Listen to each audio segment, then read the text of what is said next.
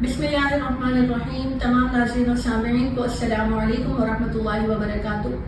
الامینیہ on line academy کے تحت ہونے والے پروگرام تفہیم حدیث میں آپ کو خوش آمدید کہتے ہیں. آج کی ہماری حدیث پاک پچھلی حدیث پاک سے ہی متعلق ہے. پچھلی حدیث میں ہم نے پڑھا تھا کہ جسے اللہ نے 60 سال کی عمر دی اس کے لیے عذر کو ختم کر دیا. یعنی اب وہ کوئی بہانہ کوئی ہیلا نہیں کر سکتا کہ مجھے عبادت اور اطاعت کا موقع نہیں ملا تھا. اور اب کی حدیث مبارکہ میں حضور علیہ الصلوۃ والسلام نے جو فرمان بیان فرمایا اس کی سند اس طریقے سے بیان کی جاتی ہے. حدثنا علی بن عبداللہ، ہمیں حدیث بیان کی حضرت علی ابن عبداللہ نے. حدثنا ابو صفوان، کہ ہمیں حدیث بیان کی حضرت ابو صفوان نے. حدثنا یونس، وہ کہتے ہیں کہ ہمیں حدیث بیان کی یونس نے. عن ابن شہاب، حضرت ابن شہاب سے روایت کرتے ہوئے. قال اخبرنی سعید بن المسیب، وہ کہتے ہیں کہ ہمیں خبر دی حضرت سعید بن مسیب نے. ان ابا ہریرہ رضی اللہ تعالی عنہ قال، کہ حضرت ابو ہریرہ رضی اللہ تعالی عنہ فرماتے ہیں سمعت رسول اللہ صلی اللہ علیہ وسلم یقول، کہ میں نے حضور علیہ الصلوۃ والسلام کو یہ فرماتے ہوئے سنا. لا یزال قلب الکبیر شابا فی اثنتین، کہ ایک بوڑھے شخص کا دل بھی دو چیزوں میں ہمیشہ جوان رہتا ہے. فی حب الدنیا و طول العمل، دنیا کی محبت میں اور امیدوں کی طوالت میں. تو یہ دو چیزیں ایسی ہیں کہ چاہے انسان عمر کے کسی بھی حصے میں ہو، اس کے دل میں یہ چیزیں ہمیشہ باقی رہتی ہیں. ان چیزوں کی خواہش ہمیشہ بڑھتی چلی جاتی ہے کہ وہ دنیا کی طرف، دنیا کی رنگینیوں کی طرف اس قدر مائل ہوتا ہے کہ وہ یہ بھی نہیں دیکھتا کہ اب میری عمر بڑھاپے کو پہنچ گئی ہے. وہ دنیا میں اس قدر مشغول ہوتا ہے. اسی طرح بڑی عمر کے باوجود اسے اس کے دل میں یہ خواہش ہوتی ہے کہ کاش میری عمر میں مزید اضافہ ہو جائے، کاش مجھے اور بڑی عمر مل جائے. تو اس کی دنیاوی محبت اور دنیاوی امیدوں کی خواہشات کبھی ختم نہیں ہوتی. اسی طرح اگلی حدیث پاک میں حضور علیہ الصلوۃ والسلام فرماتے ہیں کہ یکبر ابن آدم، کہ ابن آدم کی عمر بڑھتی جاتی ہے. وَيَكْبَرُ مَعَهُ اثْنَانِ، اور اس کے ساتھ دو چیزیں اور بڑھتی جاتی ہیں. حب المال و طول العمر، کہ مال کی محبت اور بڑی عمر کی خواہش. تو جب انسان کی عمر بڑھتی جاتی ہے تو اس کے دل میں مال کی محبت میں اور اضافہ ہوتا ہے. اس کا دل چاہتا ہے کہ اگر میں نے مال کو خرچ کر دیا تو گویا کہ میں خالی ہاتھ رہ جاؤں گا، میں اپنے آپ کو نقصان میں ڈال دوں گا. حالانکہ ہونا تو یہ چاہیے کہ چاہے انسان کسی بھی عمر میں ہو، وہ اس بات پر کامل یقین رکھے کہ اگر یہ مال میں نے اللہ کی راہ میں خرچ کیا تو اس مال میں اضافہ اور برکت ہی ہوگی.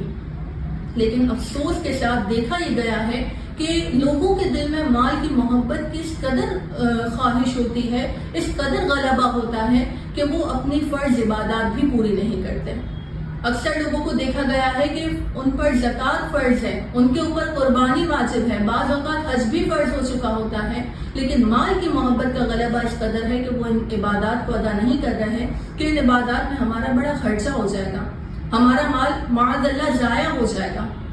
حالانکہ اگر اس مال کو لازم ہونے کے باوجود اللہ کی راہ میں خرچ نہیں کیا تو یہی مال ہمارے لیے بہت زیادہ نقصان کا سبب ہوگا.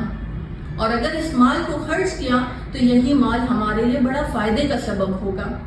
یہ تو ایک ایسی انویسٹمنٹ ہے کہ اگر ایک ہم نے اللہ کی راہ میں خرچ کیا تو 700 گنا نفع ہمیں ملے گا.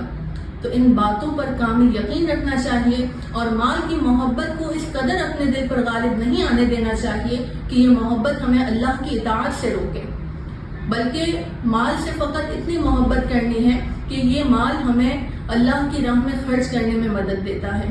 اس مال کے ذریعے ہم اللہ کے بندوں کی مدد کر سکتے ہیں، اس مال کے ذریعے ہم اللہ کی محبت کو پا سکتے ہیں. کیونکہ اللہ نے متقین کی صفات بیان کرتے ہوئے فرمایا کہ متقین وہ لوگ ہوتے ہیں جو اللہ کی راہ میں مال خرچ کرتے ہیں. لہٰذا ہمیں یہ یقین رکھنا چاہیے کہ جس نے مال دیا ہے اگر ہم نے اسی کی راہ میں خرچ کیا تو یہ نقصان کا سودا نہیں بلکہ یہ تو سراسر فائدے کا سودا ہے. لہٰذا ہمیں اللہ کی راہ میں مال خرچ کرنے میں ذرا بھی بخل سے کام نہیں لینا چاہیے. اور پھر حضور نے فرمایا کہ جیسے جیسے انسان کی عمر بڑھتی جاتی ہے اس کے دل میں بڑی عمر کی خواہش اور بڑھتی جاتی ہے.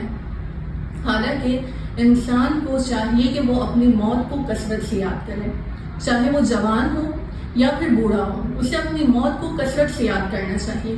حضور علیہ السلام دن میں 70 مرتبہ موت کو یاد فرمایا کرتے تھے۔ 70 سے مراد کوئی خاص نمبر نہیں ہے، بلکہ اس سے مراد کثرت بیان کرنا ہے کہ حضور علیہ السلام کثرت سے موت کو یاد فرمایا کرتے تھے۔ تو ہمیں اور آپ کو بھی چاہیے کہ ہم اپنی موت کو ضرور یاد کریں، کیونکہ اگر ہم نے موت کو بھلا دیا تو گویا کہ ہم اپنی زندگی کو غفلت کی طرف لے جا رہے ہیں۔ لہٰذا اگر اللہ کی اطاعت اور فرما برداری میں اپنی زندگی کو گزارنا ہے تو اپنی موت کو ہر وقت اپنے سامنے رکھنا ہے کہ یہ موت مجھے کسی بھی لمحے آ سکتی ہے۔ بزرگان دین کا طریقہ تو یہ تھا، وہ فرماتے ہیں کہ ہمارے اہل علم کا طریقہ یہ ہے کہ جب ان کی عمر 60 سال ہو جاتی ہے تو وہ اپنے لیے کفن تیار کرنا شروع کر دیتے ہیں۔ لیکن ہم دنیا میں اس قدر مگن ہیں کہ ہمیں موت کا خوف ہی نہیں ہے، ہمیں یہ یاد ہی نہیں ہے کہ ہمیں مرنا بھی ہے، کسی بھی لمحے موت آ سکتی ہے۔ تو ہمیں چاہیے کہ ہم اپنی موت کو یاد کریں۔ موت کو یاد کرنے کے مختلف طریقوں میں سے ایک طریقہ یہ ہے کہ اپنے آس پاس ان لوگوں کو دیکھیں کہ جنہیں کوئی بیماری نہیں تھی، کوئی پریشانی نہیں تھی، نہ ہی ان کی عمر زیادہ تھی، لیکن اچانک موت آ گئی۔ تو جس طریقے سے اسے اچانک موت آ سکتی ہے، ہمیں بھی آ سکتی ہے، اور جس کا جو وقت مقرر ہے، نہ ایک لمحہ آگے ہوگا نہ ایک لمحہ پیچھے ہوگا، اور وہ لمحہ ہمیں نہیں معلوم کہ ہماری زندگی میں وہ لمحہ کب آ جائے۔ لہٰذا ہمیں چاہیے کہ اس لمحے کے آنے سے پہلے ہی اپنی زندگی کو اللہ کے حکم کے مطابق گزارنا شروع کر دیں، تاکہ جب وہ لمحہ آئے تو پرسکون انداز میں ہماری روح ہمارے جسم سے نکل سکے۔ اللہ تبارک و تعالیٰ سے دعا ہے کہ ہمیں ایمان و عافیت والی موت نصیب فرمائے۔ وآخر دعوانا ان الحمد للہ رب العالمین۔